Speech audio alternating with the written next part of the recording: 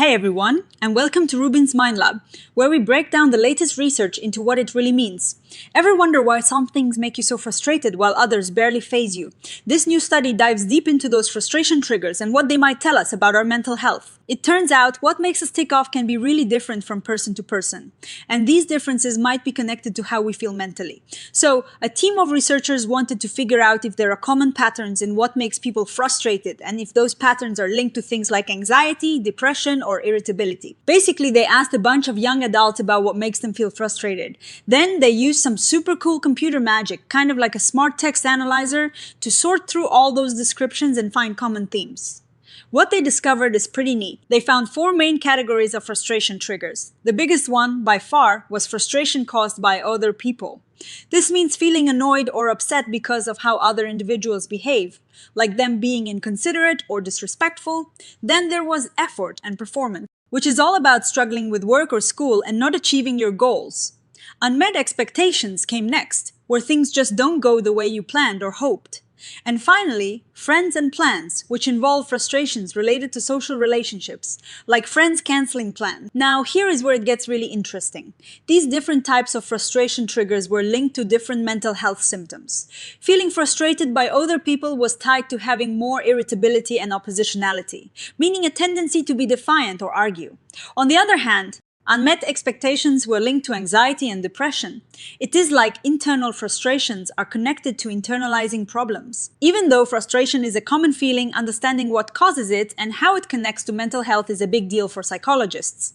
They've known for a while that irritability, which is closely related to frustration, pops up in a lot of different mental health conditions. So, frustration is seen as a key piece of the puzzle when it comes to understanding irritability. Before, a lot of studies on frustration happen in labs. Think of computer games where things get rigged to make you frustrated. That's good for control, but it doesn't always feel like real life, right? The researchers here wanted to get at what actually frustrates people in their everyday lives. They wanted to look at those unique individual situations, which they call an idiographic approach, in a real-world setting or ecologically grounded. Even though frustration is super common, it is actually a bit of an understudied area when it comes to what sparks it in our daily routines. This is where the real smart tech comes in. They use something called natural language processing, or NLP. Imagine teaching a computer to understand human language. They used a specific technique called Latent Dirichlet Allocation, or LDA.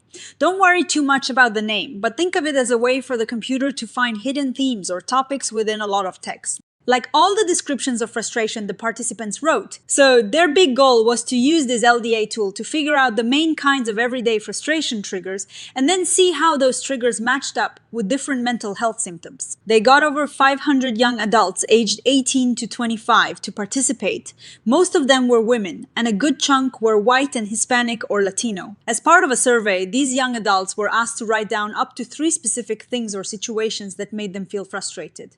They could write whatever they wanted for as long as they wanted. They also used several established questionnaires to measure different mental health symptoms.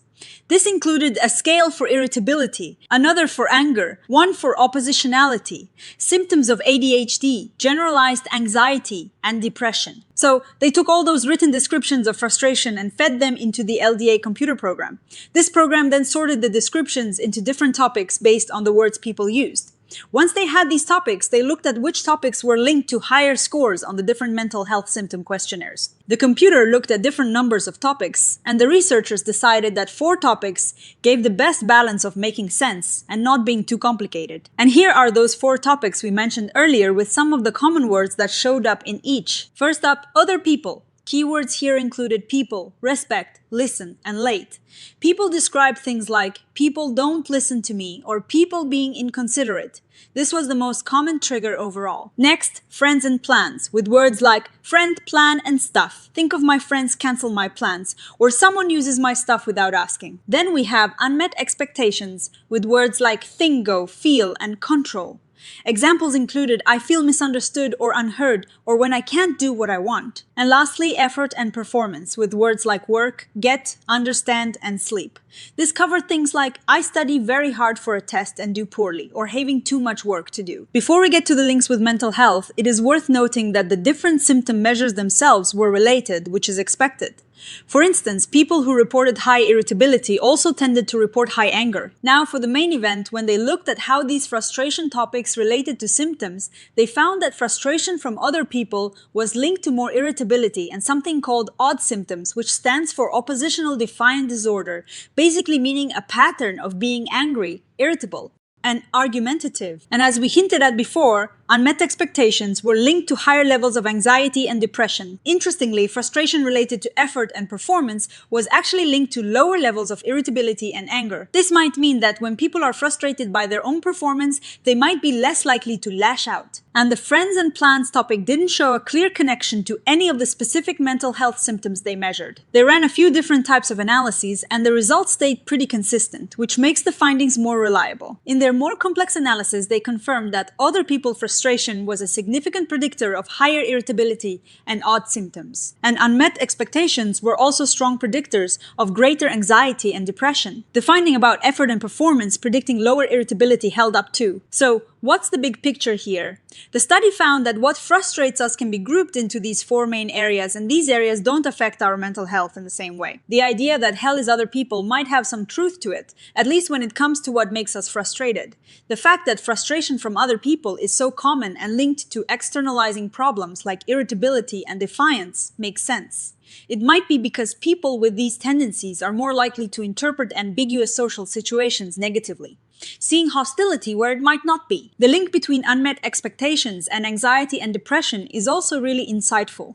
This content often reflects expectations we have for ourselves, like being productive or on time or feeling misunderstood. This aligns with how internalizing problems are often associated with negative self-views and self-criticism. It suggests that when our internal standards aren't met, it can lead to feelings of sadness and worry. The finding that friends and plans and effort and performance triggers didn't strongly link to negative mental health outcomes is also worth noting.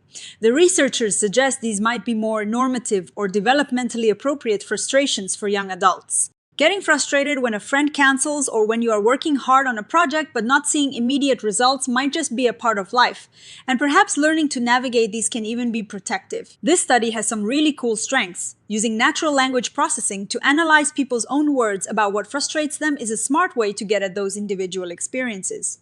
It taps into both qualitative, the words themselves, and quantitative, how common the themes are and their links to scores data. Plus, it looks at frustration as a transdiagnostic mechanism, which means it is relevant across different mental health conditions. However, like all research, it has its limits. It was a cross-sectional study, meaning they looked at data from one point in time. This means they can't say for sure that frustration causes these mental health issues, only that they're related. They also relied on self-reports, and we all know sometimes we don't perfectly recall or report our feelings. And they didn't measure the intensity of the frustration, just what caused it. So, to wrap it up, this study gives us a fascinating glimpse into the diverse world of frustration.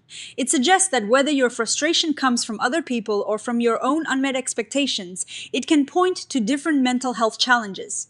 If you are someone who gets easily frustrated by others, it might be linked to externalizing behaviors.